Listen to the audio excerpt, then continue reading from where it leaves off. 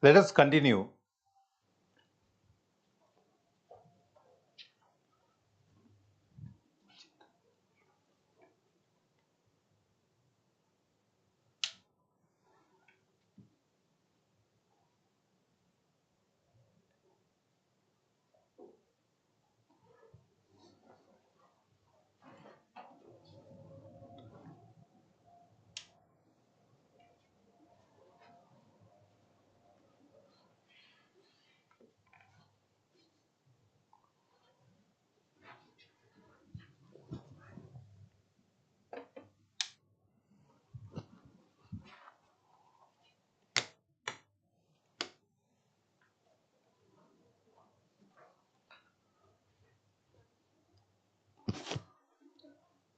Let us continue our discussion on globalization and the impact upon India. This is the last topic that we are going to discuss in Sociology paper 2 section. In the last class itself, we have continued our discussion on globalization. See, globalization actually is a marvelous phenomena that we are witnessing. Merriam-Webster has defined globalization. Then we are going to continue our discussion on its widespread consequences in our daily life, not only India but throughout the world. So, globalization as such is nothing but increasing integration.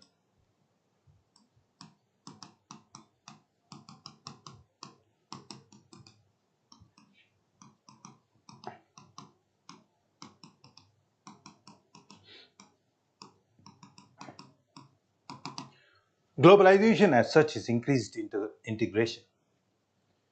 How the world is increasingly interconnected. There is increasing interconnection between the world, integration as well as interconnection.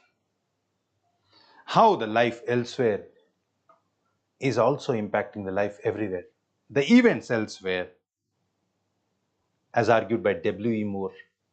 Like, for example, if the United States has experienced recession in the year 2008, it has its consequences throughout the world. It has led to increased poverty throughout the world. It has led to bankruptcy of many companies throughout the world, because how the economy of the USA is intertwined with the rest of the world, how the wealth in the United States has its tentacles throughout the world, how it is impacting the life everywhere.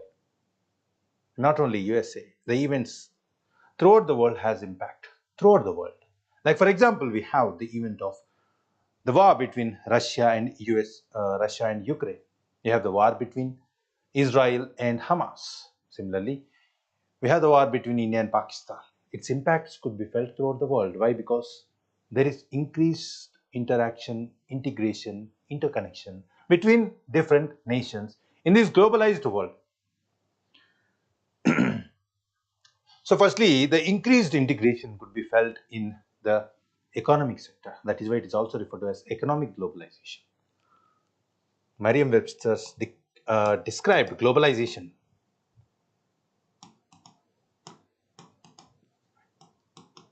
as increasing integration, especially in the arena of, especially in trade, flow of capital, and labor. There is free flow of the trade, free flow of labor, free flow of capital. So we are witnessing free flow of trade. That is nothing but we are buying the goods and services from the rest of the world, and also we are able to export the goods and services from the rest of the world. Similarly, the labor, the restrictions on the movement of the labor, that is, Indian could work in United States of America, Indian could work in the UK, European countries, various European countries like Germany or Italy, for that matter, Poland. We are also witnessing how the Indians have traveled to Ukraine to avail the medical education. Why? Because of the cost there is quite less. It is less prohibitive. Whereas in India's case, the medical education is quite costly. So as the education there is affordable, people are moving to those countries. So we are witnessing free flow of the capital. Why? Because we could now invest from our own place in the United States stock market. We go through the regulations. Or we could invest through third parties like foreign institutional investments within Indian country which invest in the United States market. So we could tap in the United States market through the route of foreign institutional investments in our country. So in this way, there is increased integration, interconnection between different countries. And thus, we study especially through through globalization.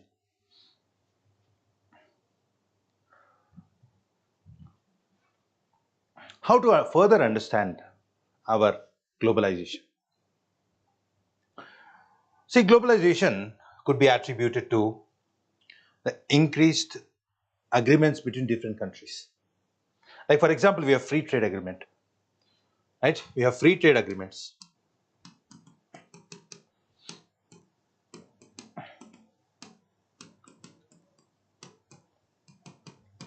Especially the trade agreements at the global level we are witnessing on account of the World Trade Organization.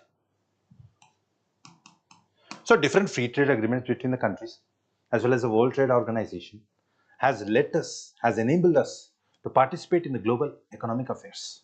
We have realized how increased interconnection between different countries in economic terms, especially in the terms of trade, is beneficial to almost all countries. And not only that, we are witnessing the liberalization in foreign investments.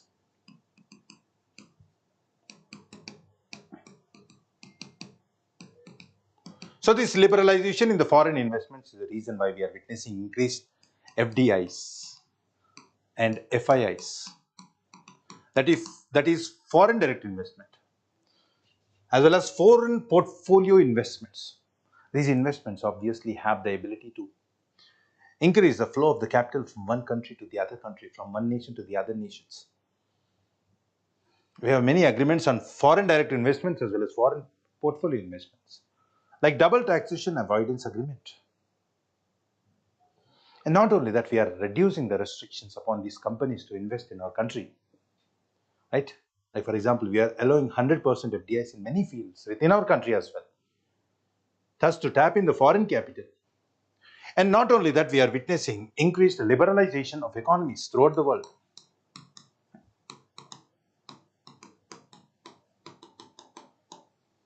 That means restrictions upon the entry of the foreign capital, restrictions upon the entry of the foreign labor, restrictions upon the entry of the foreign goods are reducing. And also the government's regulations upon companies for establishment of the companies or running the affairs of the companies, etc., are reducing. That is, meddling of the governments on the affairs of the companies are reducing. Governments are establishing level playing field between the domestic companies as well as the foreign companies. Thus, increasingly, we are witnessing the presence of the multinational companies throughout the world. Multinational companies are being established throughout the world. That is the reason. So we are witnessing the increased presence of the multinational companies, right? We are witnessing the increased presence of the multinational companies throughout the world on account of these change in the regulatory practices. And also government is freeing up various sectors. In many countries, we have seen how the government has strict regulations as well as monopoly of certain businesses. Like for example, in India's case, prior to 1990s, many of the businesses were monopolized by the government, but later on it felt that it is important for the private sector to invest in those fields. Why? Because of the losses incurred by the government companies, the cost burden, right? The losses, the inefficiencies, the incompetence, and the huge loss to the exchequer, especially the public money is being wasted in these companies. Instead, if we allow the private entities, they are going to compete with one another. They are going to bring economies of scale. They are going to compete with the rest of the world. They are going to come with technologies to bring more efficiencies. And thus, we have also witnessed privatization.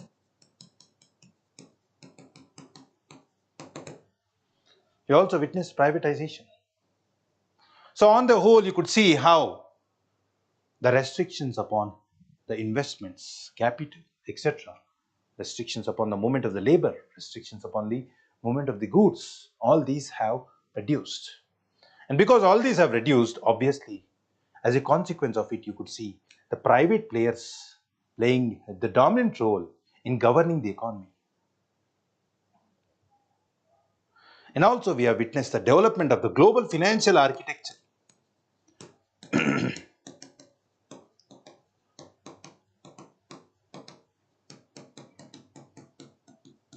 The global financial architecture enabled us to freely convert one currency to the other currency. Like for example, we could use the rupees to buy the dollars and invest in the United States of America. So this free conversion of the currencies enabled us to tap in the global finances. Global finances have also reduced the risk of the domestic currencies. Right? For example, if the Indian currency is going to be impacted by depreciation, to neutralize it, to reduce the impact of this depreciation of the currency, one could use the dollars, which rarely depreciate, and thus overcome the risk of the depreciation experienced by the rupee. We are witnessing the falling value of the rupee, especially in the previous year and this year. And we could insulate ourselves from the risk of this currency depreciation. And certain other countries, especially in the African countries, where the political instability is huge, the currency risks are far greater. Thus, if we are able to minimize the currency risk, then it is going to motivate the multinational companies to invest throughout the country, throughout the world. And thus, we are witnessing the globalization of economy.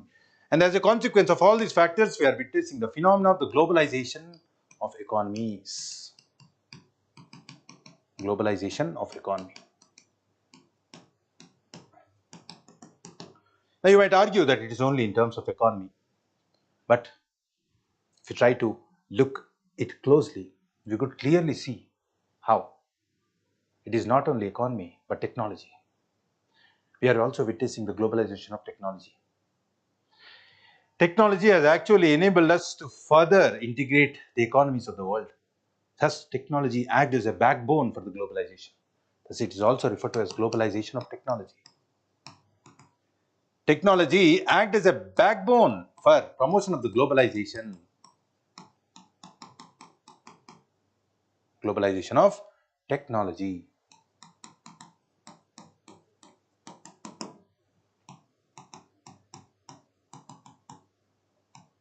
Right? Globalization of technology. How? How did globalization of technology enable us to promote integration throughout the world? Like the technological developments. Technology. It might be information and communication technology, that is the internet. Right? Internet. Mobiles. Mobiles. Increased speed of the broadband network. Computers. All these technologies have finessed globalization, have accelerated the globalization. These technologies has enabled us to utilize the technologies and use it for economic purposes, right? Like for example, we have newly emerging fields like business process outsourcing, ITs. These could be done everywhere. This could be done from the home. Through one click of the button, we could send the money throughout the world. Through one click of the button, we could invest that money throughout the world. That is why it has brought in the possibility of the globalization of the products and globalization of services, globalization of the consumption, globalization of workforce. Thus, for example, to tap into the cheap markets, cheap labor markets, we could establish factories where the labor is cheap. Then we could establish the R&D where the human capital is quite technologically advanced. They have quite skills, like for example, India, where product development takes place because we have skillful human resources that could be employed to enhance research and development. And also, India is a source through which we could provide customer service because Many of the people within our country know the language, English language, which could be used to communicate, to extend customer care services. That's a multinational companies, that's a multinational company which is traded in New York Stock Exchange, could have a factory based in Shanghai, and it could have a sales services provided through India through the goods supplied by that particular company in European market. That is possible. You could see how the presence of the companies in United States, Europe, India, China. That is, these processes altogether has given us the capability to promote globalized companies, that is multinational companies. Thus, we could see the rollout of the multinational companies playing their part in globalizing the world, right? In globalizing the world.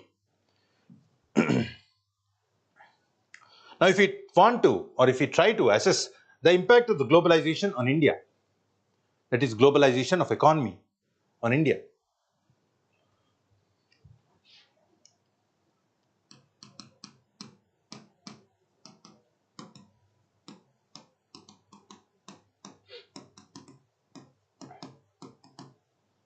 Firstly, we have witnessed fast-paced growth.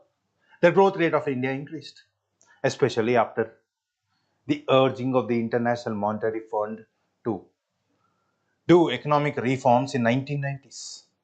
We have taken the loan from International Monetary Fund and committed to adopt economic reformative measures, which are referred to as liberalization, privatization, and globalization. Thus, what we have witnessed is the increased growth rate,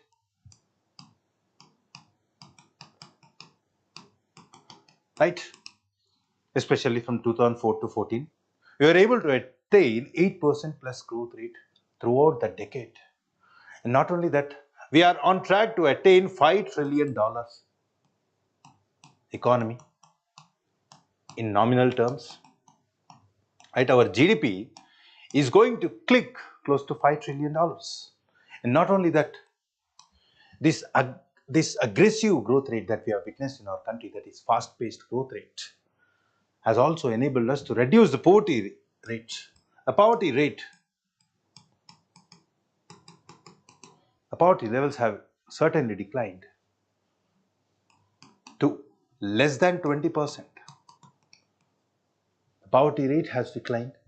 And not only poverty rate, we could also witness the change in economy from pre-globalized era to post-globalized era. So our economy has changed from pre-globalized era to post-globalized era.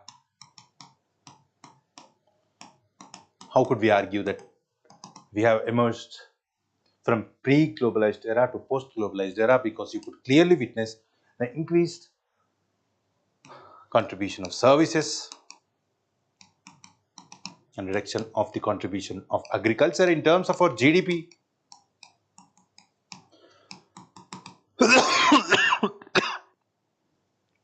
Newly emerging sectors like IT, ITES, BPOs, etc. So these have enabled us to transform, to shape our economy and reach to new heights.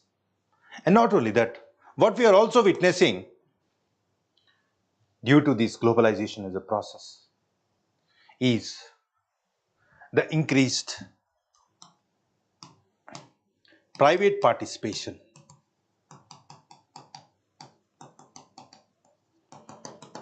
This increased private participation has brought in many competencies which were lacking prior to the globalization era.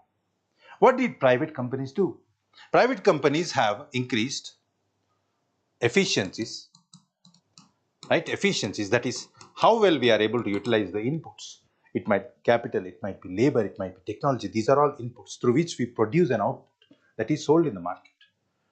We could see the stark difference between the efficiencies of the private companies and the government's owned public sector undertakings. And these efficiencies are obviously important for us, right? We have to reduce as many waste expenses as possible to improve the efficiencies to stay competitive. Then only we could sell the product at lower prices. Thus, on account of all these practices, we could see the prices of the product has reduced.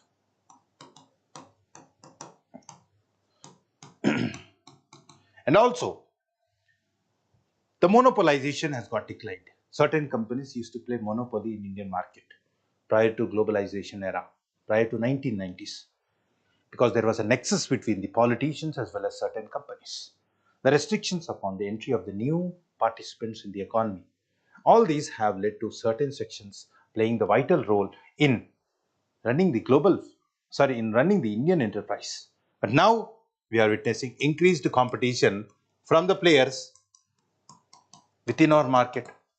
So there is an increased competition among different players within our country as well. Now, further, we could also comment upon the investments done in Indian economy. There is infusion of money, that is more and more money, both by venture capitalists within our country as well as the capitalists throughout the world. We are witnessing especially the global players from the United States of America investing in Indian economy to tap into the growth rates of India, because we are witnessing close to 8 to 9, 6 to 10% of the growth rate every year. So obviously you could see the role being played by the private companies in uh, running our Indian companies, Indian economy. Not only that, other impacts of globalization are the forex resource, that is foreign exchange resource, kept on rising.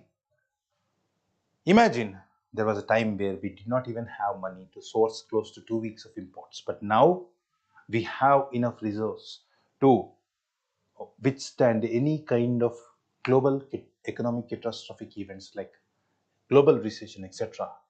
The forex reserves are quite huge. And not only that, due to the increased growth rates in our economies, what we could also witness in Indian case is that revenue of the government increased, right?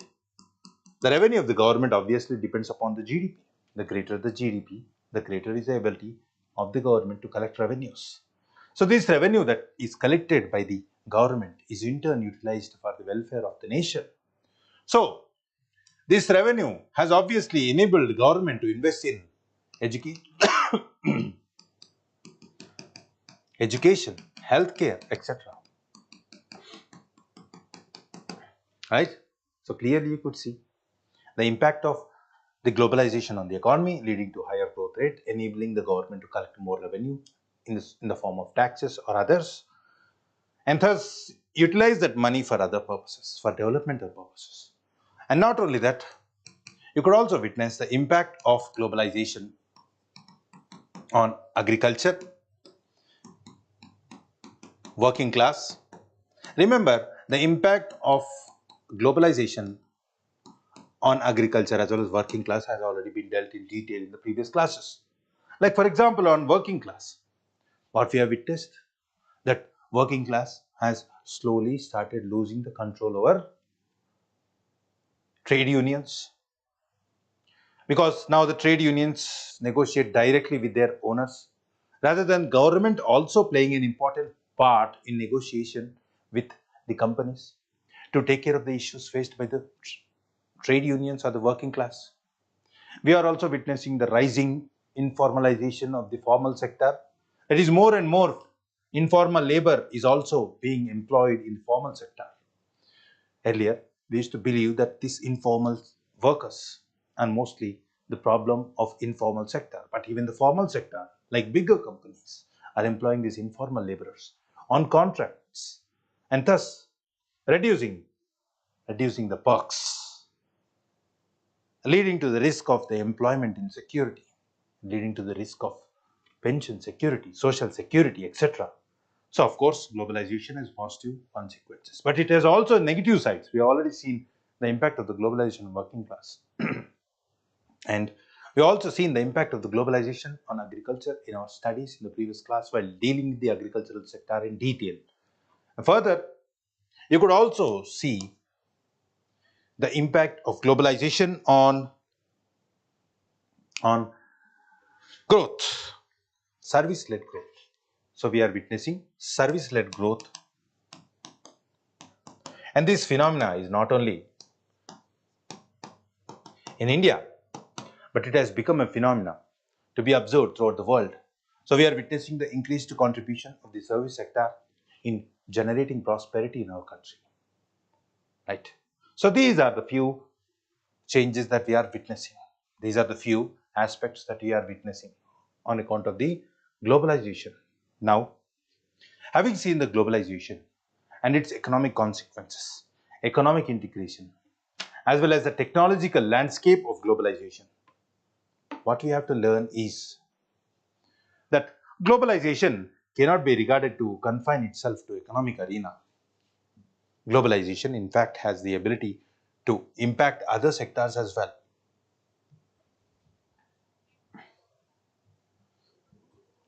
Right? Now we have seen till now globalization of economy. And we also argued how technology has played a role of backbone in promoting globalization in our country and the rest of the world. Now, W.E. Moore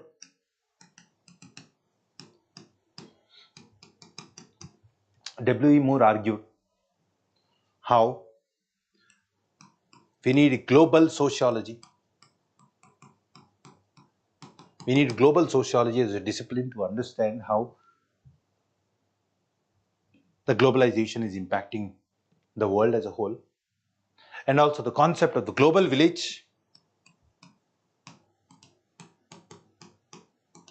that is, we as people are living in this global village, the perspective has to change. Because whatever that is happening in our society cannot be studied in isolation. It has to be studied in connection with the rest of the world. Because events elsewhere has the ability to impact life everywhere. The tragedy of the corona in China that we have witnessed, the origin have not been proved, but it is highly speculated that it has its origin in China. But what we have witnessed is its impact has been felt throughout the world, and cannot ignore these tragedies. And not only in terms of the diseases that have originated in China, we could clearly witness how the events anywhere has the ability to cause threats everywhere.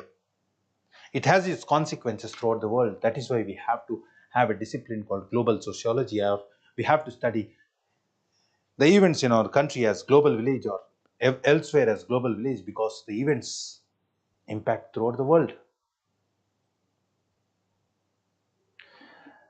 Appadurai argued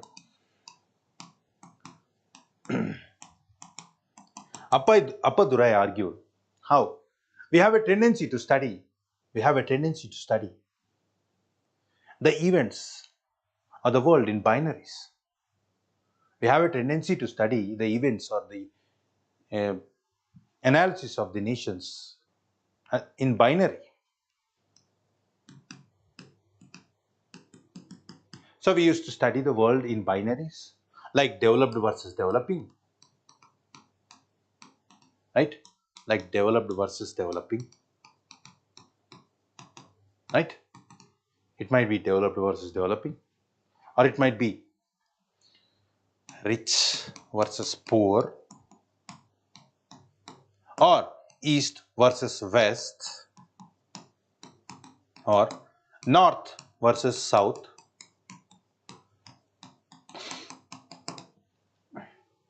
So we are caught in these binaries and try to study the world in binaries.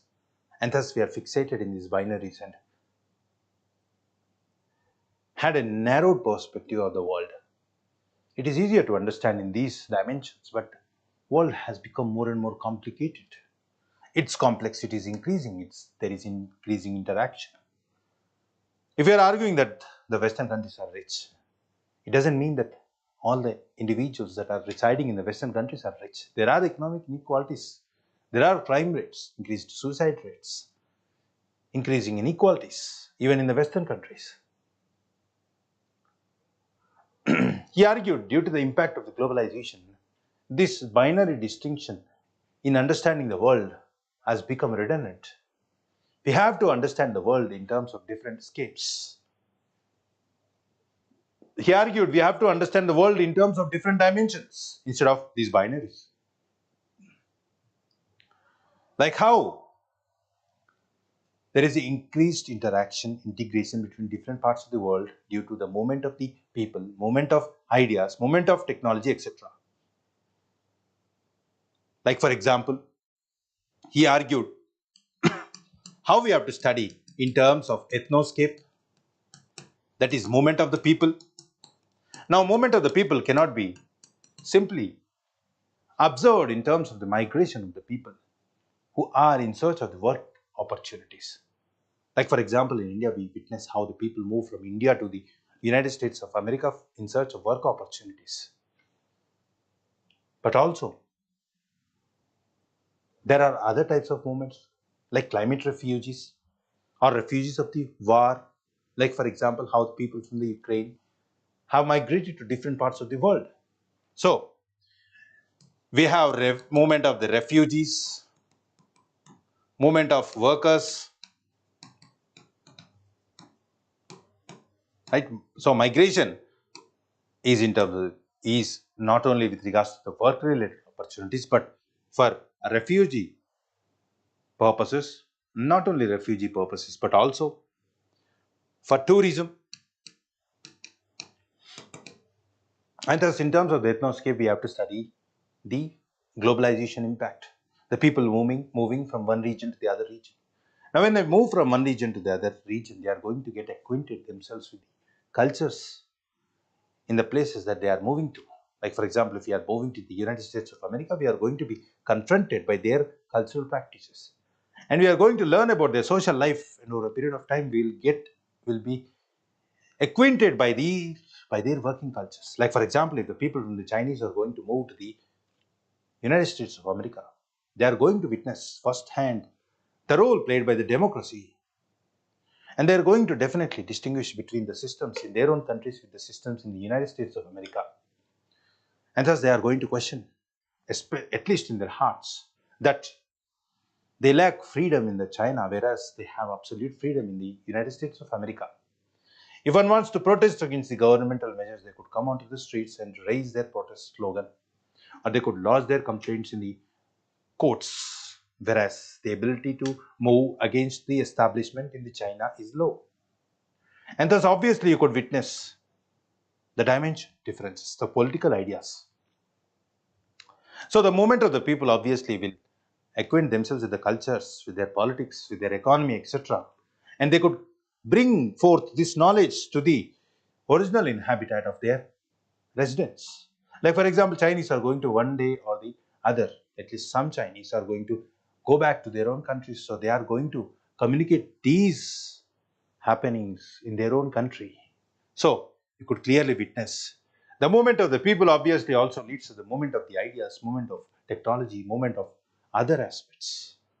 So, not only in terms of ethnoscape, we have ideascapes, right? Ideascapes. Like, for example, movement of the ideas. Movement of the ideas. We already seen movement of the idea, like democratic ideas, how democracy is gaining attraction throughout the world on account of the familiarity that the people have on account of the movement of the people itself. And not only that, not only ideascape, but also technologyscape.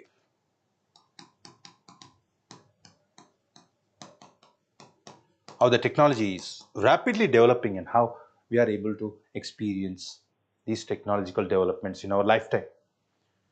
We are able to acquaint ourselves with the technologies on account of our contact with those technologies in the first place. So technologies like ICT or mobile, etc.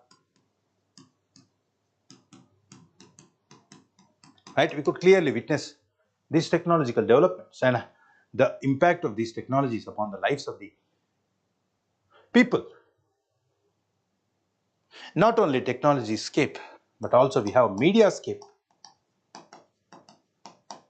Right? Mediascape.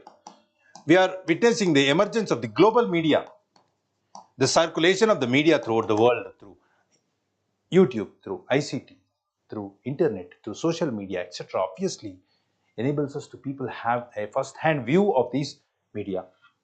You could witness how the people who are dying in the Israel war with Hamas has moved throughout the world, and protests began supporting the Palestinian people and opposing the measures taken by the Israeli Defense Forces.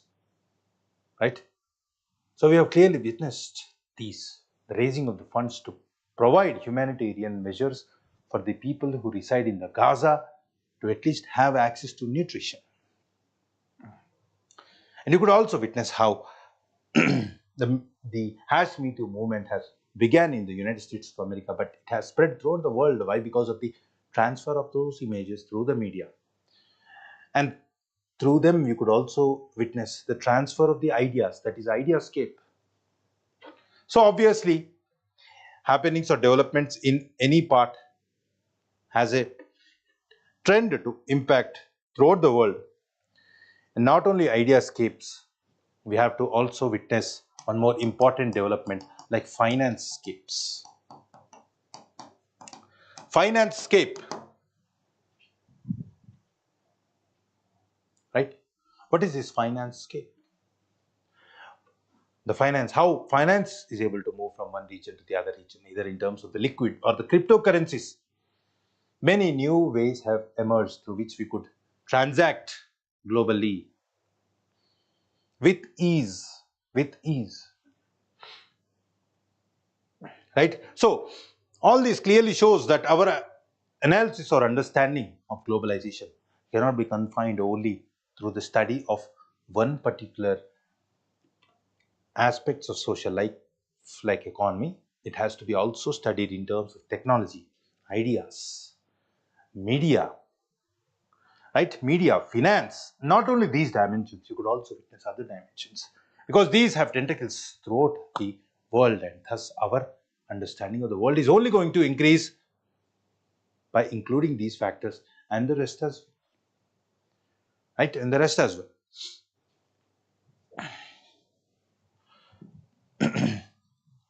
Right? So this, I hope, has fairly given you the idea of the impact of the globalization. Now let us try to assess the impact of the globalization on Indian life. How it has impacted the Indian life. So the globalization impact on India, in our assessment on its impact on India, let us try to understand its impact on the family system.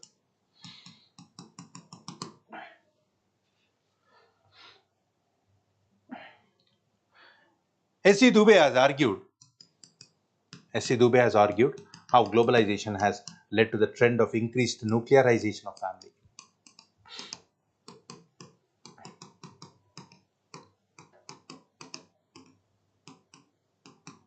So he argued there is an increasing trend of nuclearization of the family. That is, we are witnessing more and more nuclear families. Right? That is, from joint family we have moved towards nuclear family, and we are also witnessing increasing trend of nuclear families. There are many factors that are leading to the nuclearization of the family. We need not go into the details of each and every factor. But what we are trying to argue here is that the tendency of family nuclearization is increasing. We have studied already in our topic of family and kinship of India. And not only that, we are witnessing the transformation in authority landscape in families. So family, earlier we used to have a patriarch, that is, the male head of the family was the head of the family. But now it is being headed by earning male member. Like for example, if a family has 2 to 3 sons, and in that particular sons, especially the elder ones who is earning more, is in charge of the running of the affairs of the family. And not only that, what we are also witnessing is within the nuclear families, we are witnessing reduction in the size of families. The family might become nuclear, but within this family, we are witnessing the reduction in the size. reduced size of the families. What is the reduced size of the family? Like for example, due to the reduction in total fertility rate. We have studied both on total fertility rate as well as the size of the family. We need not go in detail again on these aspects.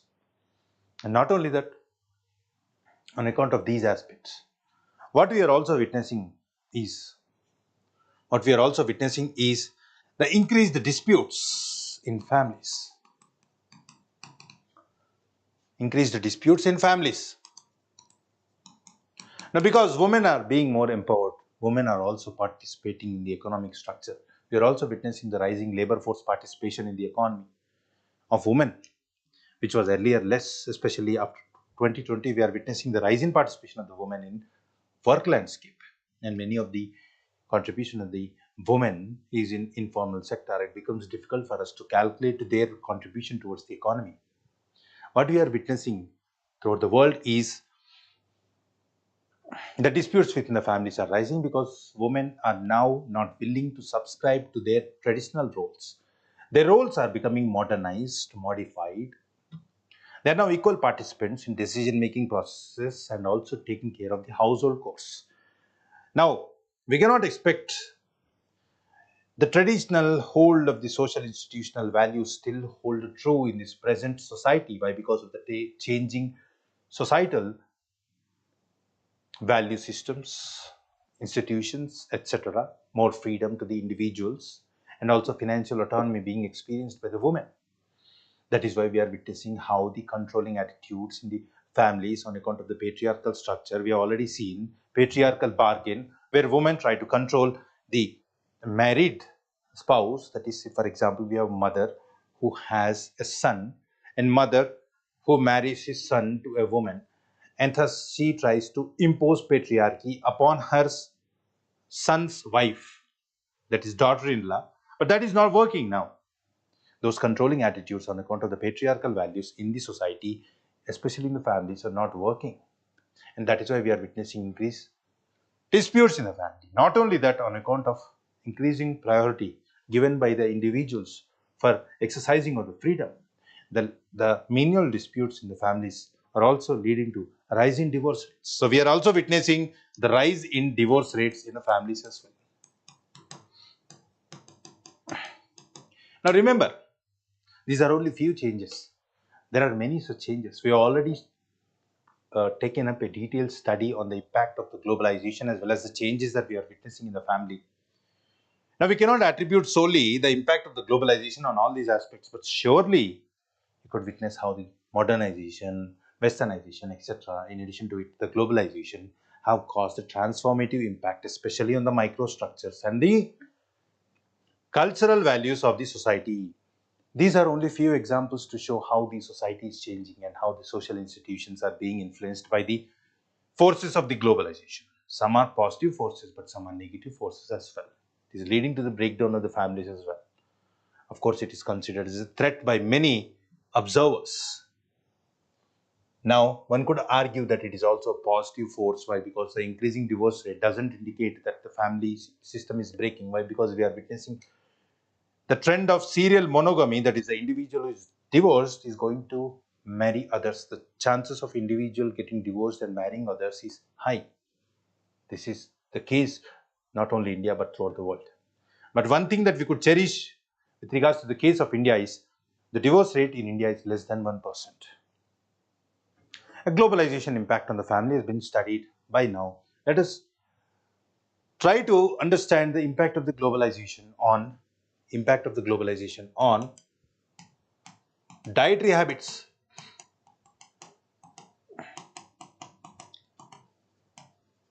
Now, in this arena, there are certain negativities that we are witnessing. Like, for example, we are witnessing increased consumption of fast food, that is junk food, which is leading to the threat of the diabetes. We are witnessing the cooking of the fast food not only in the restaurants but also at home.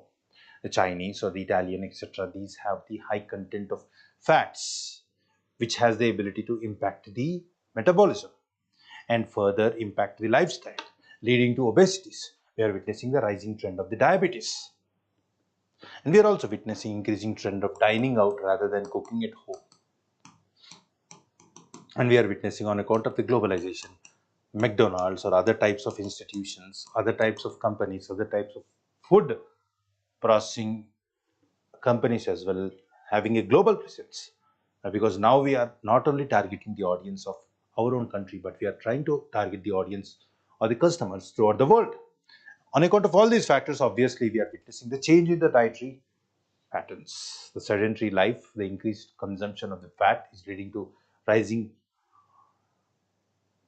obesity, and this too is malnutrition.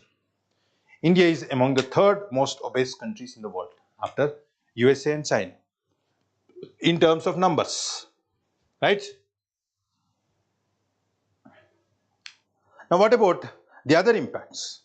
So, if we try to assess the dressing pattern as well, what we could clearly see is the changes in the dressing patterns. We are no longer only complying ourselves with traditional dresses like saris, dhotis, etc. We are now wearing blue jeans. But we also tend to subscribe to tradition, especially in the occasions. Like, for example, in marriages, we try to wear the traditional dress to have a traditional attire and appeal. So we cannot argue that we have completely given away our traditional forms of dressing pattern. We have adopted modern lifestyle as well as traditional lifestyle. But obviously, the modern lifestyle is also equated, or modern dressing pattern is also equated to elitist nature. And thus, it is treated with respect by the society. So this has obviously showed us the changes in the value patterns in terms of evaluation of the dressing styles. Not only that, we have to further understand the impact of the globalization on political landscape. Political landscape. We already tried to understand how the globalization has the ability to impact the political landscape as well. Like, for example, if the individual from the Chinese country is going to migrate to the United States of America, he is going to get familiarized with the political culture in United States of America, and he could clearly draw out the distinction between the political atmosphere in United States of America with the Chinese. Now let us try to understand how the political landscape is being transformed on account of the impact of the globalization in India. Yogendra Yadav, Yogendra Yadav argued that globalization impact upon India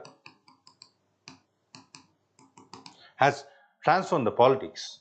Like, for example, he has argued on account of the increased transactions, the corruption is on the rise.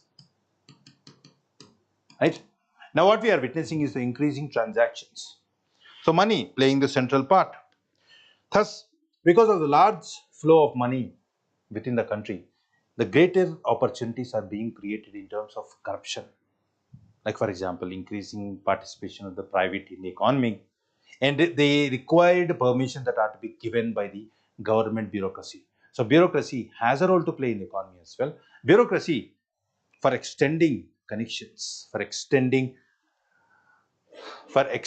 certain permissions is argued or alleged to have been corrupt or indulging in corrupt related activities, right? Or engaged in corrupt related activities.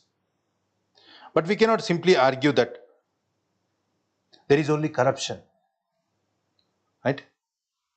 We cannot simply argue that there is only corruption in bureaucracy.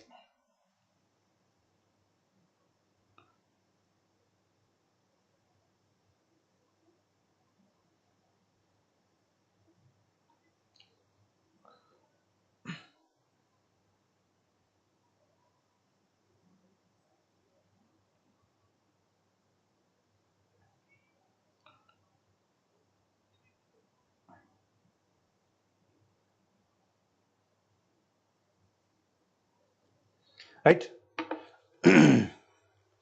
So we cannot simply argue that there is only corruption on account of the influence of the globalization. Globalization has clearly demonstrated us that private players are going to play a vital role in shaping the economy. Right? Private players are going to play a vital role in shaping the economy. That is what is known to us. We are witnessing increasing billionaires, millionaires, and that too, the social base of these billionaires or millionaires is increasing. They're not only from the upper class, but there is a hint that clearly showed us that people from the middle class as well as lower class are also increasing their presence in millionaires as well as billionaires, which are referred to as New York's richest, that is newly rich people. Social base is widening. They are widening. They are not only belong. They do not only belong to the upper caste. They also belong to other castes as well, from the lower caste, middle caste as well. Like for example, we refer to as Dalit capitalists. Their presence is also rising. So, due to the increasing flow of money in this globalized world, Yogendra Yadav argued that we are witnessing increased corruption in the dealings of the governments or the politicians. We are also witnessing how the private companies have their nexus with the politicians. It is the private companies which give huge donations to the political parties. There is no restriction upon the extent of the donations that the private companies could give to the political parties. And on account of it, we are witnessing a nexus between political parties as well as the private companies, which is also referred as crony capitalism. Thus, the private companies have the ability to influence the policies of the government. Why? Because they are indirectly controlling the funding to the political parties. And there is no transparency in terms of the extent of the funds given to these political parties. We do not exactly know the number. These are hidden. And thus, we could not understand the extent of the decisions taken by the government is on account of the influence of the private companies. Thus, the private companies are corrupting the landscape of the politics in our country. And there is an allegation that there is a quid pro quo between the private companies as well as the political parties. The private companies giving funding to the political parties and the political parties taking decisions on behalf of these private companies is also an allegation that is levied on these political parties. And thus, on account of it, you could clearly understand the concept of corruption becoming more and more wider, deeper, as well as greater in terms of its scale. You could clearly witness this phenomena while trying to understand the way electoral bonds were misused by political parties as well. And not only that, we have to also understand how. Yogendra Yadav argued that it is leading to deepening of democracy.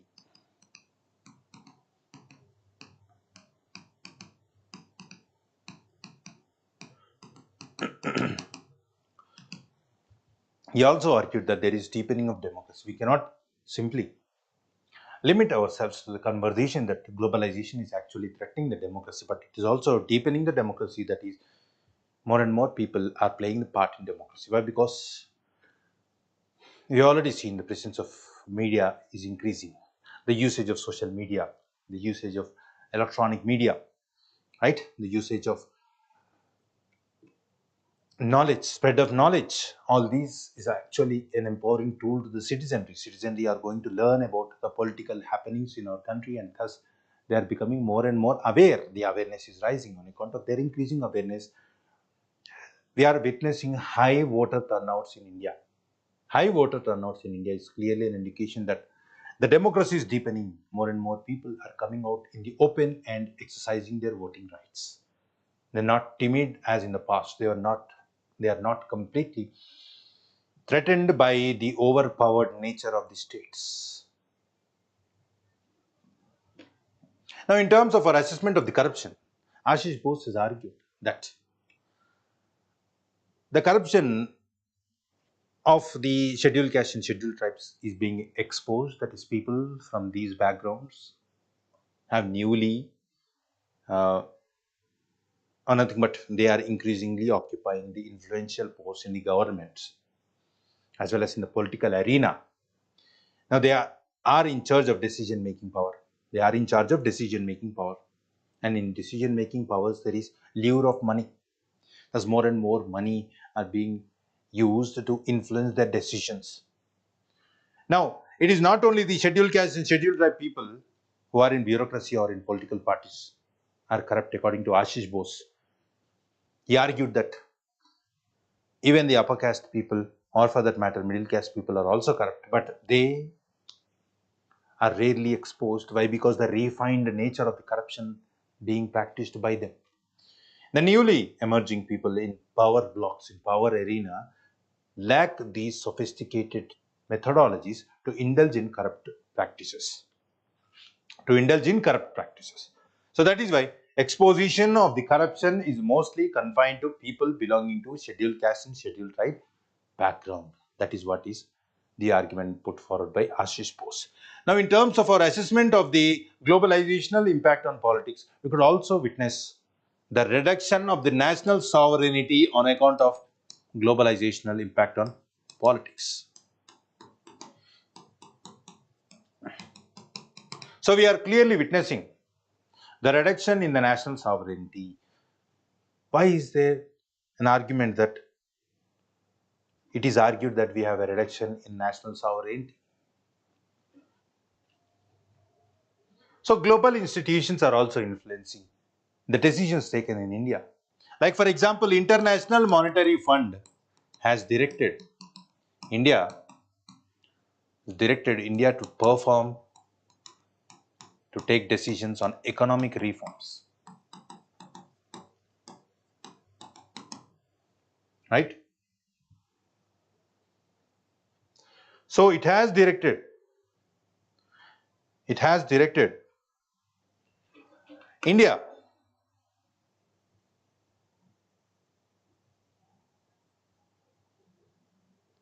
has directed India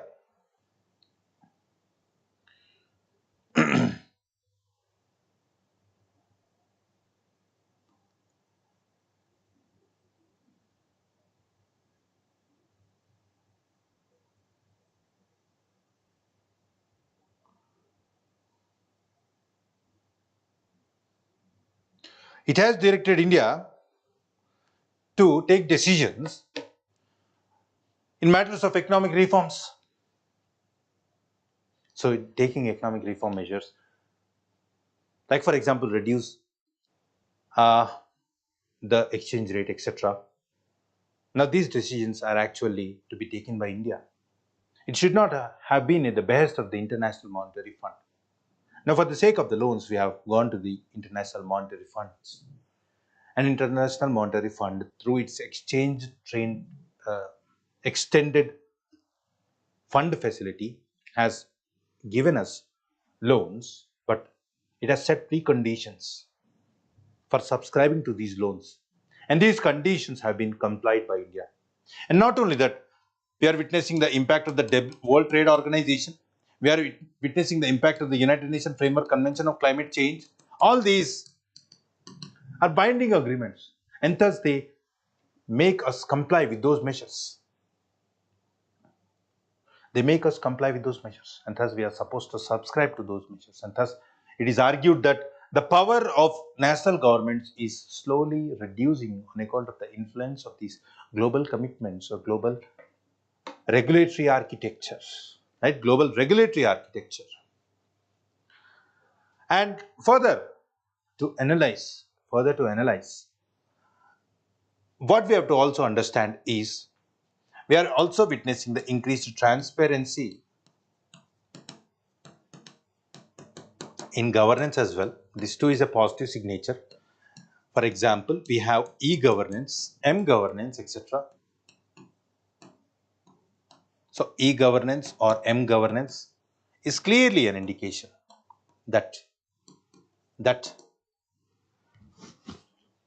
we are also witnessing certain positivities in political landscape as well.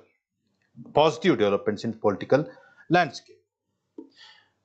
Further, what we have to also learn is there is improvement in terms of political campaigning. Political campaigning has become more and more sophisticated. We are witnessing the usage of technologies, social media, big data, advertisement, targeted advertisements, etc., profiling. But of course, there are certain issues with regards to these measures as well. It is argued that manipulation of the voters is also being done through the excessive use of the technology. Especially the political parties which have greater access to this funding are able to influence and manipulate the decisions taken by the voters, and thus contribute to change in the decision making done by the people People are being nudged. It is also referred to as nudge effect. Not only that, we are also witnessing the rise of impact of diaspora in shaping the foreign policy. So diaspora is also playing vital role. Like for example, how we are witnessing the blockbuster events on account of the visits of the ruling parties leaders. Like for example, the visit of Prime Minister of our country and how he has been welcomed by the diaspora, especially the influential diaspora in different countries like United States of America, United Arab Emirates, etc. So these are certain developments that we could clearly witness in political landscape on account of the impact of the globalization. Further, in our assessment of the impact of the globalization,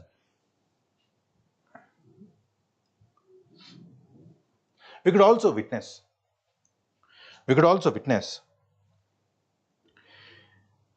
in political landscape itself, on account of the impact of the globalization, the culture being more and more cosmopolitan. Cosmopolitanization of the culture is being witnessed. More and more people are getting familiar to different kinds of cultural aspects throughout the world. Thus, the diversity of the culture is increasing. And on account of all these aspects in the political arena, you could clearly see the influence of the language-based politics is reducing.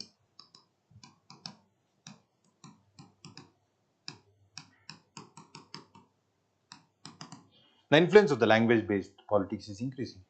People are becoming increasingly tolerant towards different languages on account of the globalization. Why we are arguing that?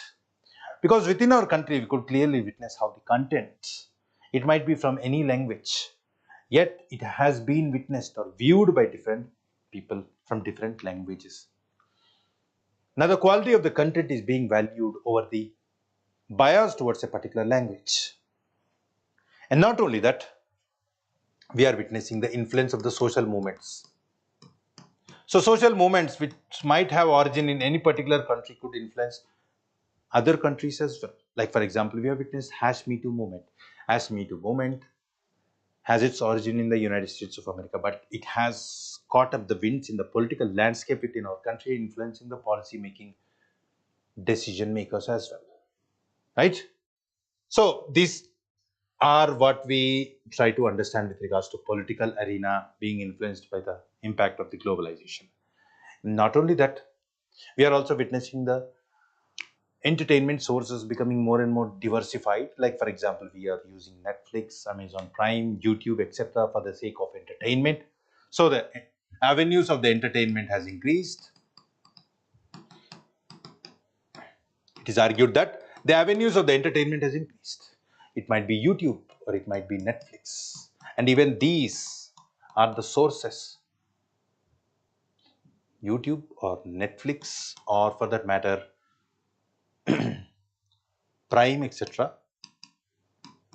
Now, these have the ability to influence the people as well. We have already clearly witnessed the increasing access of the content, that too from varied languages. If the content is qualitative, then it is being witnessed by almost all sections of the people. It might be from our country or the other country. It might be from one language background to the other language background. We are witnessing increasing viewership as well as appreciation of the qualitative content. And through these media, we could also witness our ability to have understanding of diversity. Culture is being explored through these contents, and also we are getting access to ideas. So entertainment is obviously having an obvious role in terms of influencing the people in their culture, in their lifestyle, etc. People are becoming more tolerant on account of the contents being delivered through these channels, through these intermediary channels. Now, further, we could also understand in terms of making observations on the entertainment landscape is the declining role of cinema in the big screen. Now, people are mostly sticking to these intermediary platforms. there are negativities with regards to the changes in the global arena due to globalization on entertainment landscape as well as positives. Further, we are also witnessing the increased influence of language English. So, the appreciation towards the English language is rising. The role of English playing its part in the social life is increasing.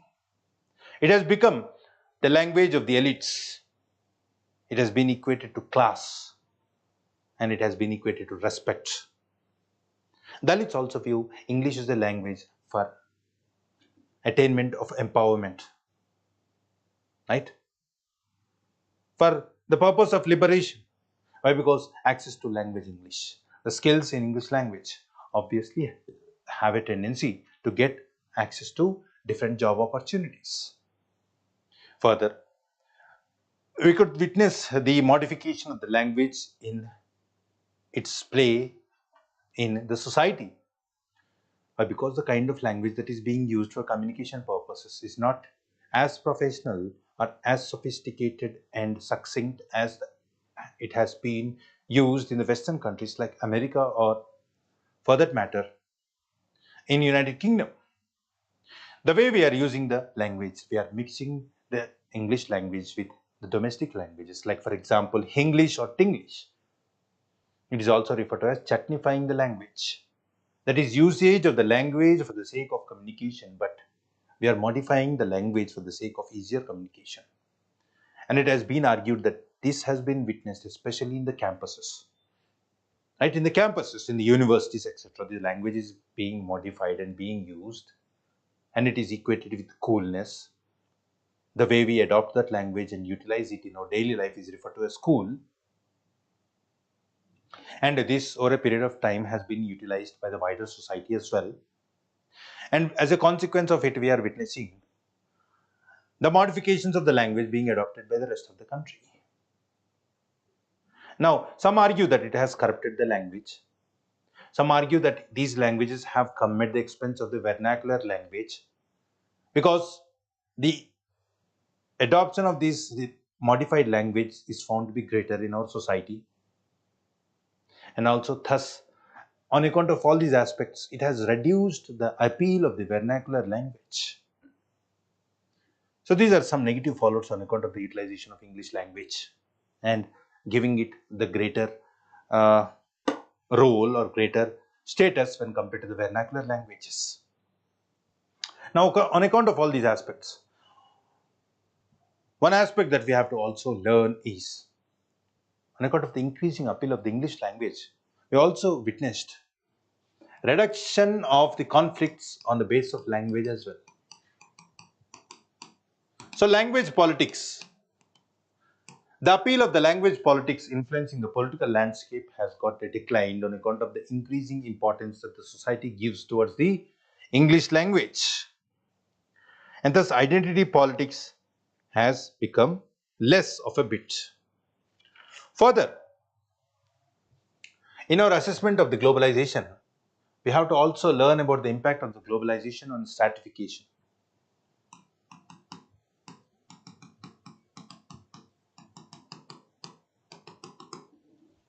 So the influence on stratification.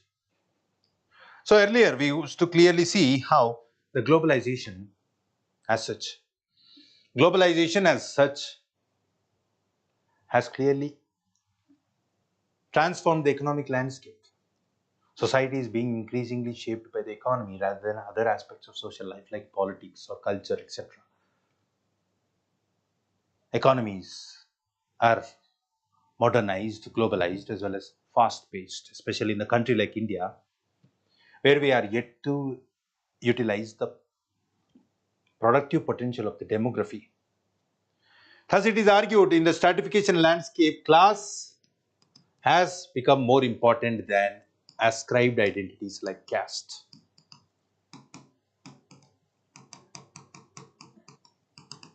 So, class, the impact of the class has been witnessed to be of greater importance when compared to other stratificational. possibilities like caste, religion, region, etc.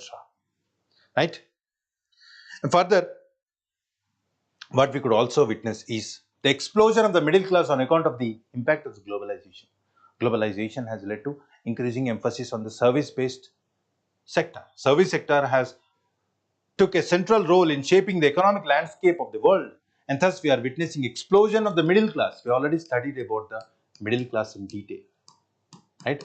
We have witnessed explosion of the middle class, as has been argued by Guru Charan Das. Guru Charan Das. Not only that, we are witnessing increased social base of the capitalist, as we have already tried to understand. The capitalist social base is increasing. People with skills, people with knowledge, people with access to technology are able to produce the products, making them millionaires. So we are also witnessing the rise of millionaires within our country. This is a clear indication that stratification within our country in terms of class is increasing, and economic landscape has clearly modified the landscape of the classes, etc. But as per the global justice now,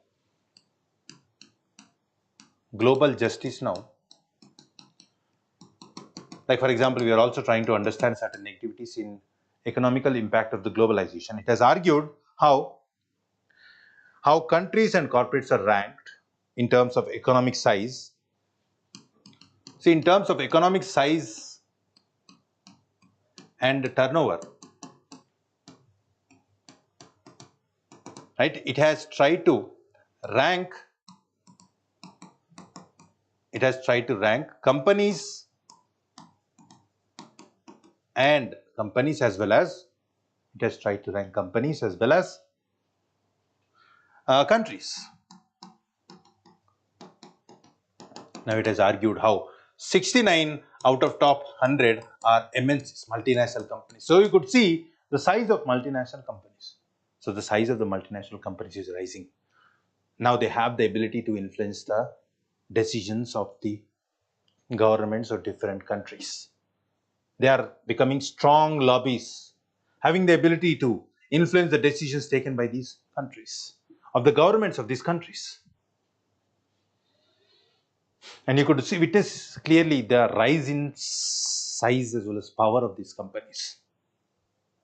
Their ability to shift the landscapes throughout the world is rising. Now,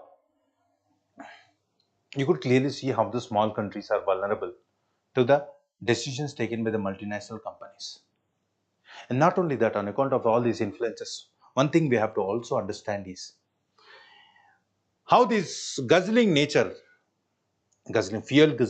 of the globalization processes leading to economic transformation. It might lead to rise in prosperity. Obviously, rise in prosperity is going to lead to rise in consumption. So consumption habits are going to rise, and these are going to lead to climate change. The minister argued how the increased power has been clearly witnessed, especially with the multinational companies. They are the ones who are influencing the climatological phenomena like climate change. Yet, our ability to make them accountable in the decisions taken by these companies is lesser. As we have to bring or try to make them accountable for the climatological consequences of businesses, right? And also it is argued that governments are ignoring the plight of the masses, plight of the vulnerable sections. Because the economic landscape has been given the greater priority when compared to other landscapes. And there's a plight of the minorities, plight of the vulnerable sections, plight of the poor is taking a second pedestal over decisions that are more concentrated on promoting economic prosperity. Now we have to see whether the changes that we are witnessing in economic landscape on account of the globalization are truly inclusive in nature or not. Though the globalization has led to increasing prosperity, we could clearly witness the increasing income inequality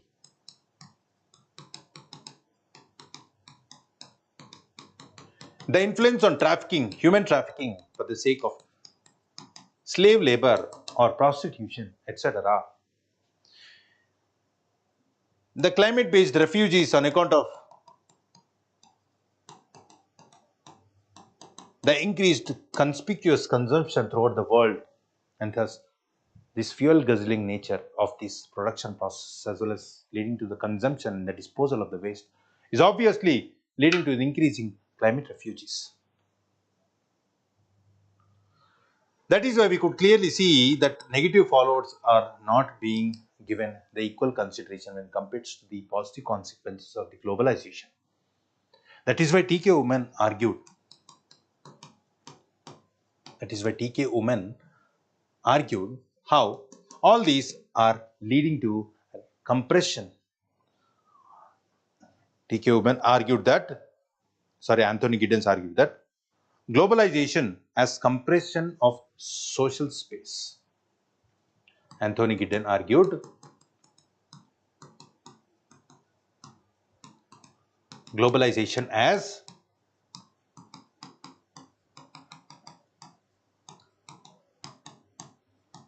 compression of social space. Why? So our discussions on social issues is confined to the positive arenas. It has many negative side effects, fallouts, especially the tribal people, where the forests are being wiped out for the sake of access to mineral resources.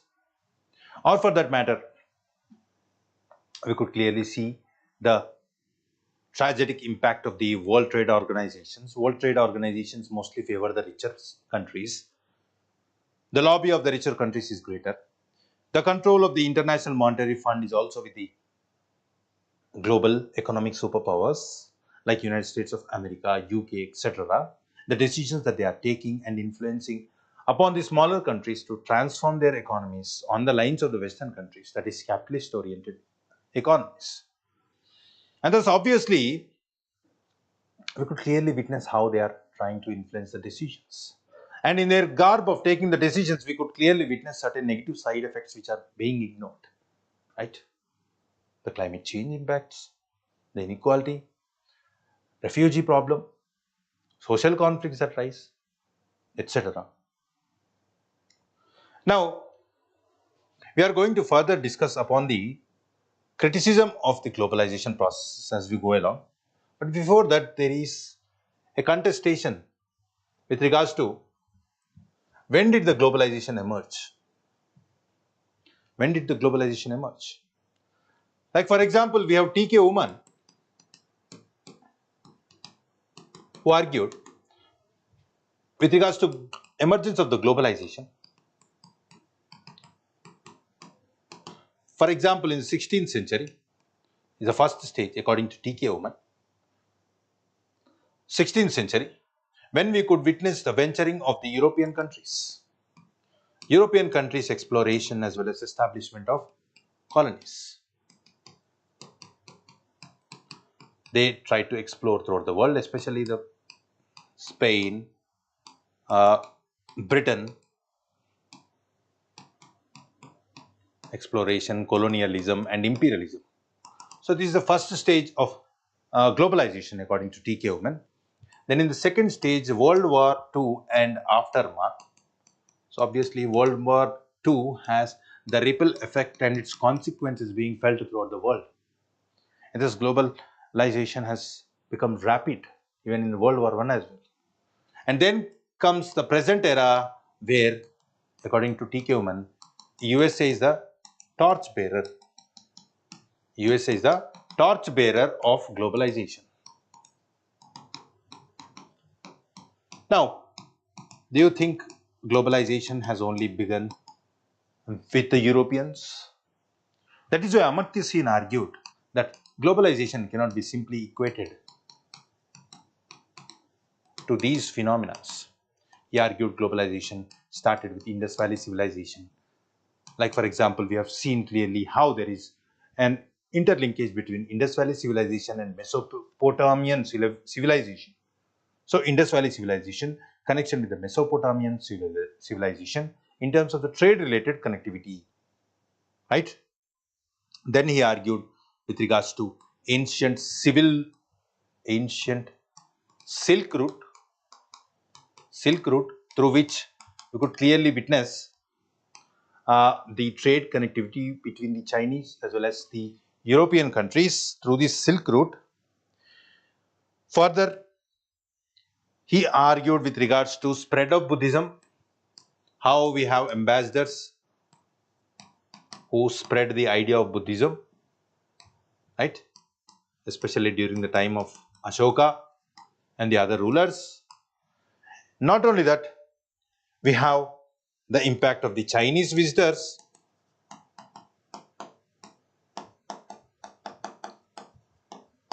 right? Chinese visitors like Fa Hin, Hyun Sang, etc. And also the transmission of knowledge. So knowledge transmission as well.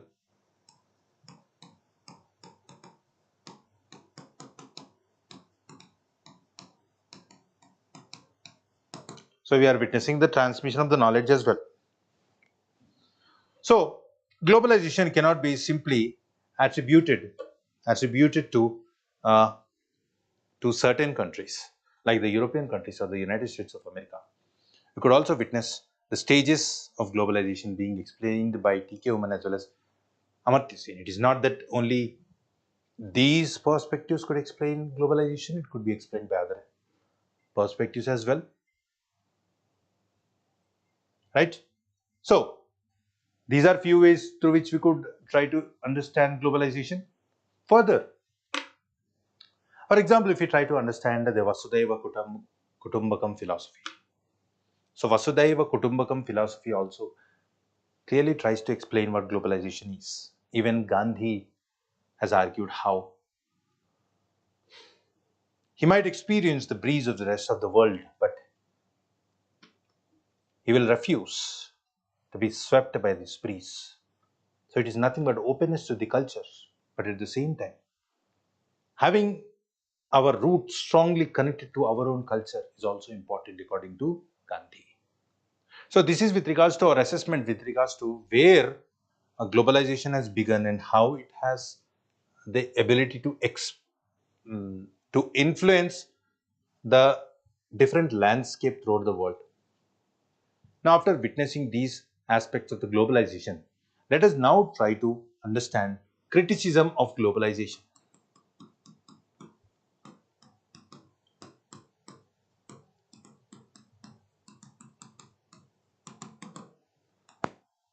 So let us now try to understand the criticism of globalization.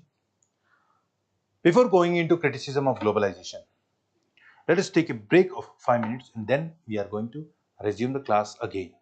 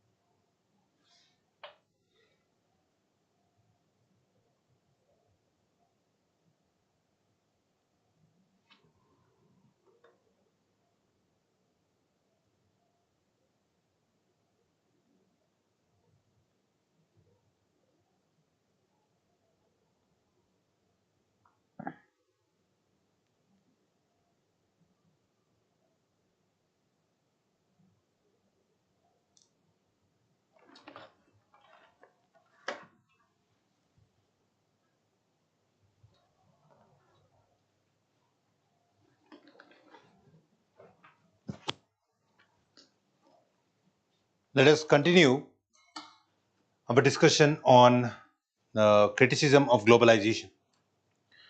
Now, what is the criticism of globalization? In our understanding of the criticism of the globalization, what we have to learn firstly is globalization is a process actually been described as being the one which is promoting homogenization.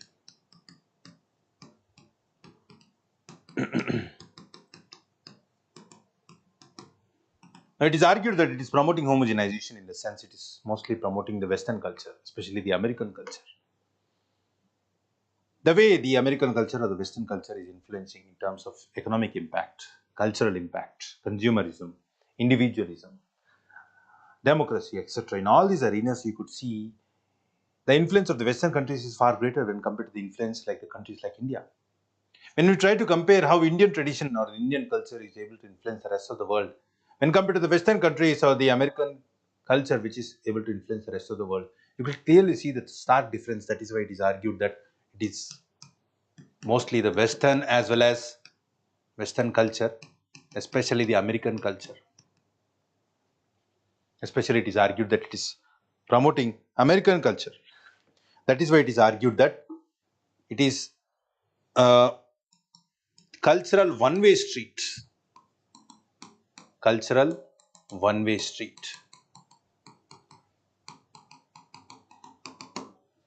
Thus, when we compare Indian culture, Indian versus Western, you could clearly understand how it is a one-way type movement that we are witnessing, how the cultural values of the West or the political values of the West are influencing the rest of the world.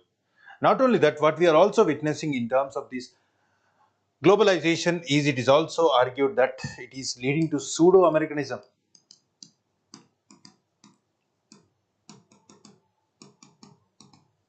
Right? It is argued that it is a cheap imitation of American culture.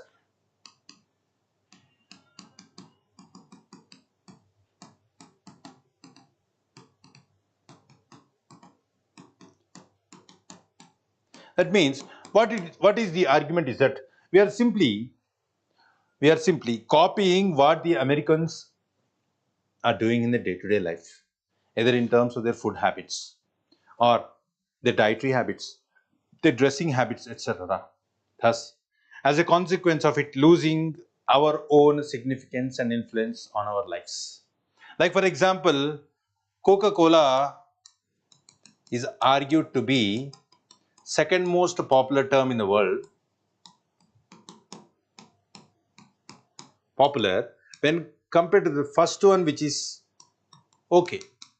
Now you could see the influence of the Coca-Cola, which is also referred to as Coca-Colanization. Coca-Colanization. Thus you could see how it is a one-way street, influences mostly from the Western countries, especially the American culture. It is a cheap imitation of the American and thus appealing more. The appeal of the Western culture is more when compared to the indigenous culture or the traditional culture, thus losing our own heritage at the cost of the Western culture. Thus homogenization is considered to be one of the threat of the globalization. And not only that, it is also referred to as neo-colonialism. It is argued that globalization as such is promoting neo-colonialism. That is, the Western countries are able to exploit the third world countries economically. Previously as well, they have exploited us in terms of economy, but in addition to economy, it has exploited us in political terms, restricted our freedoms, imposed restrictions upon our cultural exercises, etc. But this is neo-colonialism. In the sense, economic power is being utilized by the Western countries to dominate and to influence the decisions of the third world countries. So economic globalization is mostly in the hands or the clutches of the Western countries, especially the American countries. Thus, we are facing the threat of the neo-colonialism on account of the globalization processes. And not only that, due to the globalization, what we are also witnessing is that it is destabilizing the social structure, traditional social structure.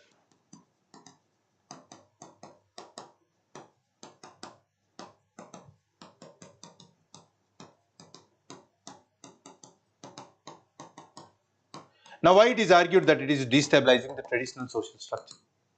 Like, for example, the importance of the joint family, the importance of the villages, etc. is receding. Either it might be joint family or village as an institution. They are slowly losing their appeal. We are also witnessing the lesser appeal of the kin network. So, kin network, the influence of the kin upon the lives, etc. is also declining. Now, we have a strong traditional roles, traditional morals, values which are influencing our life, and thus their appeal has slowly been declining on account of the influence of the globalization. And in addition to it, what we are also witnessing is we have the emergence of the new values, emergence of the new values like the Western values, which propagate individual freedom, individual movements, etc. Right? And these values are distinct and different. And thus now we have a confusion whether to adopt the Western values in our lifestyle or whether to adopt the traditional values in our lifestyle. And thus, on account of this confusion, what we are witnessing is normative confusion, anomy, especially the third world countries like India. We have this confusion. What are the values that we are supposed to be guided by? Whether it should be traditional values or whether it should be the modern values, which prioritize individualism, materialism, etc. Thus,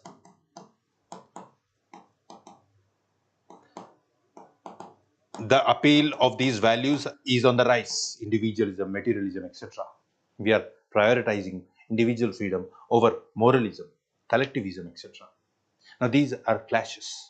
These are clashes between the confusion that is established on account of either following the Western values or the indigenous or traditional values. What are the values which are supposed to guide us? Right? And further, the criticism is the economic centricity. Now, before trying to understand the economic centricity, let us try to understand how they are threatening the environment.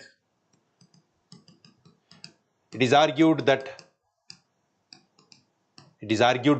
globalization as such is threatening the environment. Threatening the environment.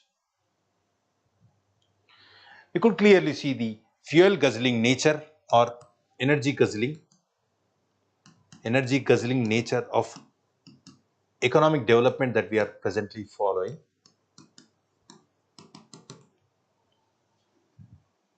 The argument given by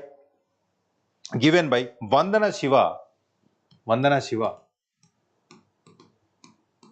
Shiva argued how globalization is fastening globalization is fastening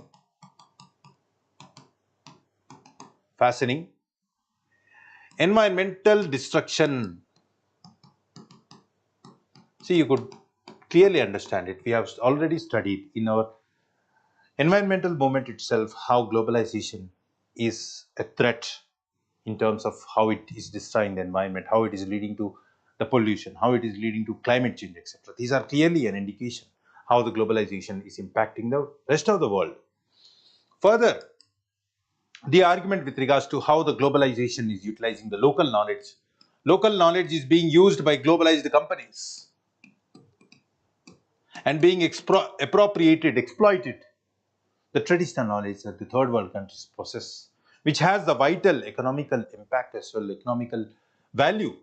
Like, for example, we have seen how Western countries, companies have patented turmeric, which is a traditional knowledge, right? Patented turmeric. Not only that, we are witnessing how they are patenting different seeds and thus making them off limits to the farmers, making the farmers depend upon the Western countries itself or multinational companies. Not only that, the globalization is also criticized for market-centric approach. It is mostly targeted on market, how it could influence the economical development, how it could lead to the prosperity of the countries, etc. Not only the market, it has the ability to have influence upon others as well. See, we are mostly dependent upon market for our life. Only if we are able to earn, then we could survive in this present lifestyle-oriented, market-centric life, right? Now, what about the people who are not able to access the market like the way others are able to?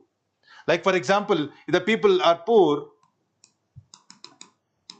do you think they have the ability to tap into the market potential to earn similar to the other individuals who have the wherewithals or skills to survive in this cutthroat competition in the market? It is difficult. Thus, the poor as well as the vulnerable sections are the ones who are facing the threat of being dependent upon the market, where they lack the skills to access the market to the extent it is accessed by others. And not only that, we could also witness how it is exclusive in nature, how it is exclusive because of the newly emerging threats on account of the globalization. We are focusing only on the aspects which are considered to be positive. Then what about the issues which are actually having a side effects? Because of the market centric approach, it is beneficial to certain sections, whereas the other sections are the ones which are not able to access to the benefits of these globalization. Like, for example, we have side effects of the globalization, like we are witnessing trafficking, right? Trafficking, the impact upon poorer people, the impact upon farmers, etc., or for that matter, tribals. Thus, it argued it lacks humanitarian approach. Globalization lacks humanitarian approach. In its way, it is mostly calculative, logical, rational, materialistic. But what about the human face? That is why it is argued that we require globalization. It is argued that we require globalization with human face. It is argued that the need of the hour is we need to have globalization with human face. And further, in our assessment of globalization, what we could also witness is increasing gap between the haves and have-nots, right? So we are witnessing increasing gap between haves and have-nots.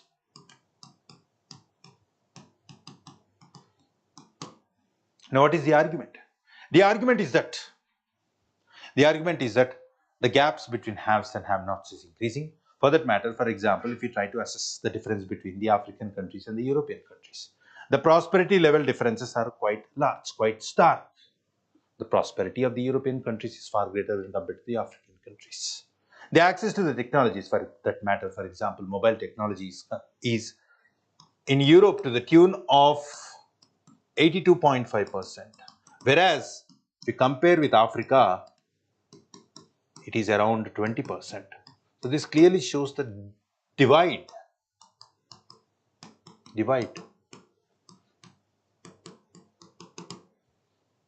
So certain sections are able to garner the benefits of the globalization, whereas the others are not able to tap into the potential of globalization.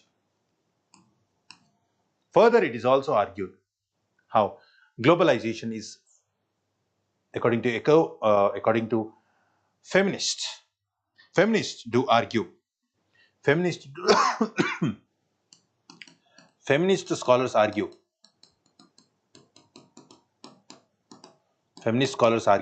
that the globalization is actually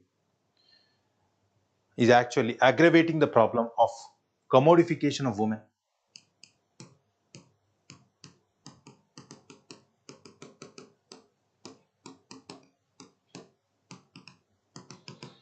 So, feminist scholars argue that globalization is aggravating the problem of commodification of women. Like, for example, the rise of influence of the porn industry. It is growing in its size and scale. Not only porn industry, we could also witness uh, sex tourism for the sake of accessing the prostitution rings throughout the world.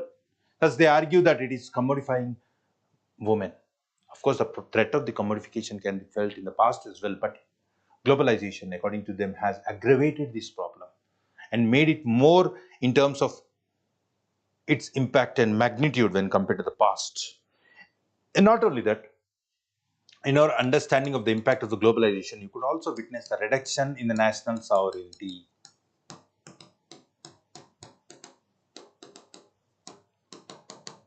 Right? We already studied how the national sovereignty is being threatened on account of the influence of the globalization. We could see how the rising powers of the Western countries through the usage of International Monetary Fund, or for that matter WTO, the power of the Western dominated countries is greater. So Western countries are having greater lobbying power. The capture of these institutions, the funding of these institutions, etc., is mostly in the hands of the Western countries. And thus, the poorer countries, vulnerable countries, etc., are the ones who are facing the brunt of the dominance of the Western countries. So, globalization is leading to unequal distribution of power in decision making power in influencing the decisions of the world. Further, you could also witness how the globalization as such is leading to the creation of new social problems. Globalization is leading to the creation of new social problems. What are these new social problems? The new social problems that are created on account of the influence of the globalization. Like for example, we are witnessing climate change, right? Climate change or COVID. We are witnessing climate refugee problems, civil wars. So globalization has led to the emergence of new social problems like so and so. And thus we should also be aware that it has negative side effects, negative fallouts as well, that we have to take into consideration in assessing the impacts of the globalization. And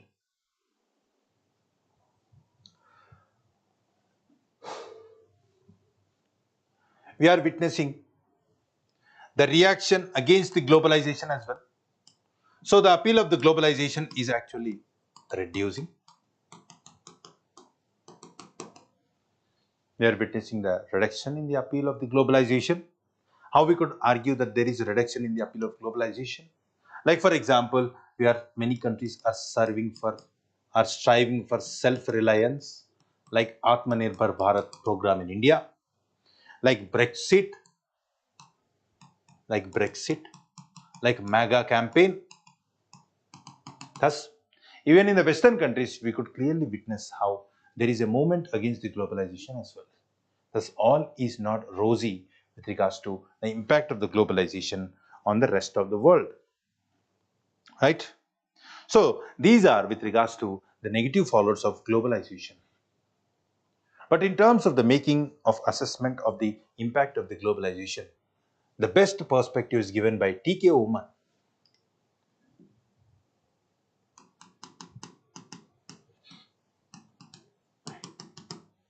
T.K. Uman argued that globalization as such cannot be simply characterized as promoting of homogenization. T.K. Uman's explanation of globalization has been argued to be more comprehensive in its assessment. So, in terms of dealing of analysis of impact of the globalization, according to T.K. Uman, globalization is the one which is promoting homogenization. Now, how it is promoting homogenization? It is promoting homogenization because of the way in which we have seen how the Western cultures has been the dominant force in terms of influencing the lifestyle of the people. Like for example, you could clearly see the influence of the blue jeans, or for that matter, you could clearly witness the Gregorian calendar being adopted by the rest of the world. Right? So the Gregorian calendar, the blue jeans, clearly shows how we could witness the influence of the homogenization because of the adoption of mostly the Western culture. And not only that, we have we have the reaction towards the adoption of the American culture throughout the world as well. This, it is referred to as traditionalization. So not only homogenization, we are also witnessing the traditionalization, which is nothing but a phenomena emerging on account of opposition towards adoption of Western based lifestyle or culture.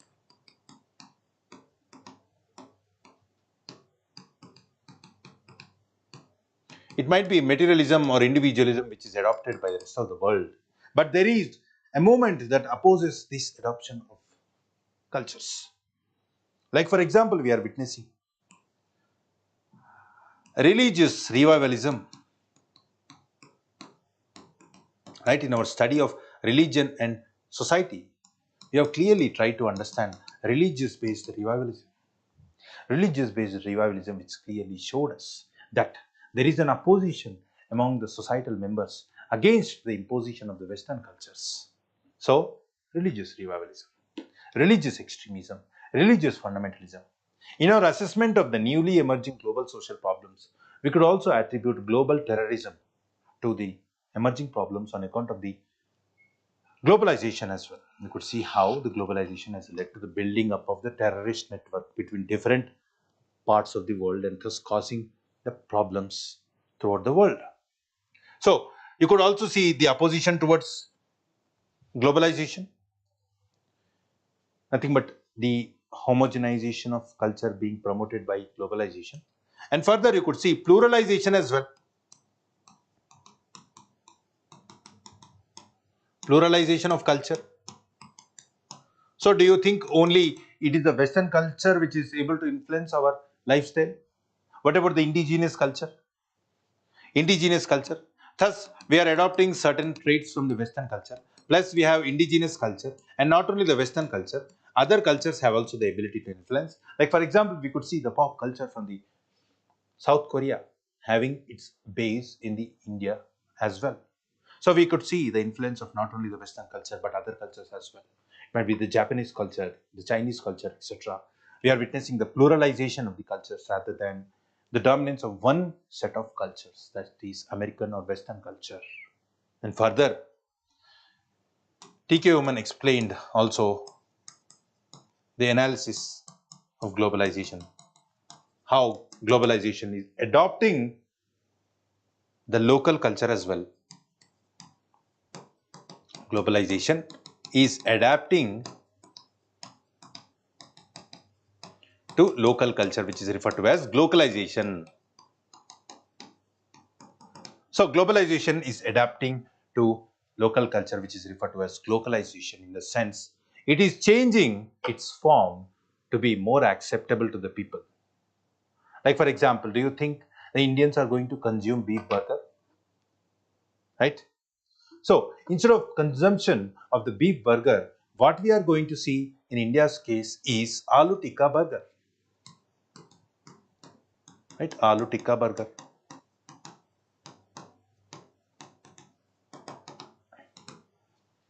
So, this clearly is an indication how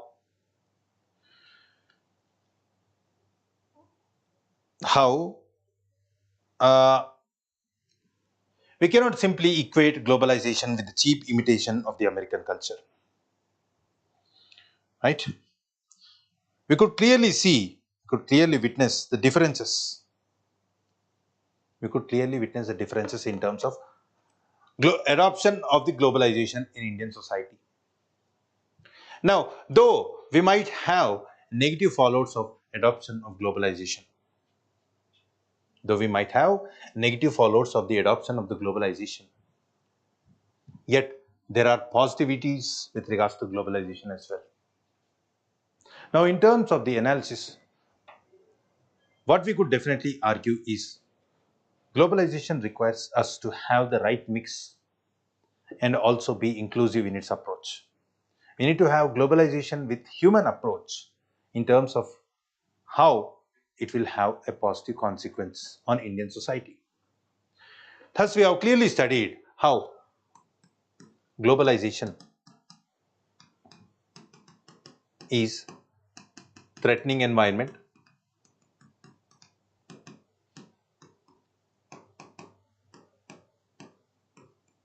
how globalization is leading to the emergence of the new problem like global terrorism,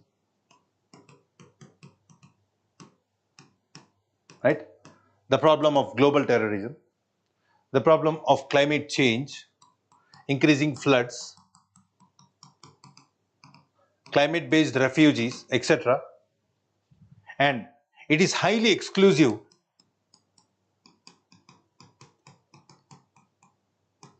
leading to ignorance of the problems, especially of the vulnerable sections like the tribals, or for that matter farmers. We could clearly see how the farmers are being made vulnerable due to the globalizational impacts, the prices that are vulnerable, especially in the international market. Like, for example, if we open our borders for importing of the sugar from the Brazilian country, then definitely it is going to impact the competency, competitiveness of Indian farmers, because Indian farmers spend more on production of sugarcane when compared to the money that is being spent by Brazilian country.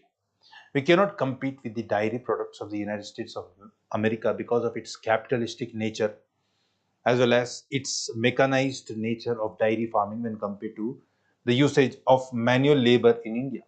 Thus, we have to try to make a balance between the indigenous importance, the importance of Indian domestic market with the rest of the world, as well as we cannot allow the multinational companies to exploit the cheap manual labor without trying to enforce the labor related regulations.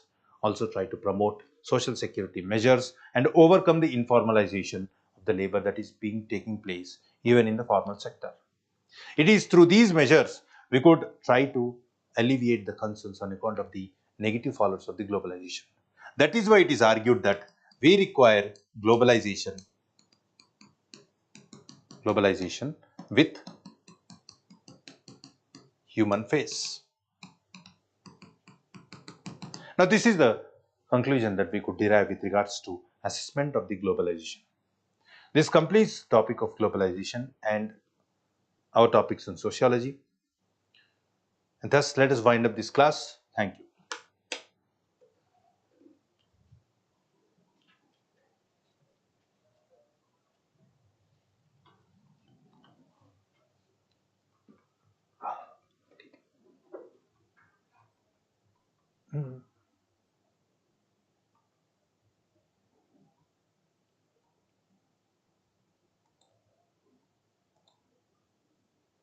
ఇక్కడ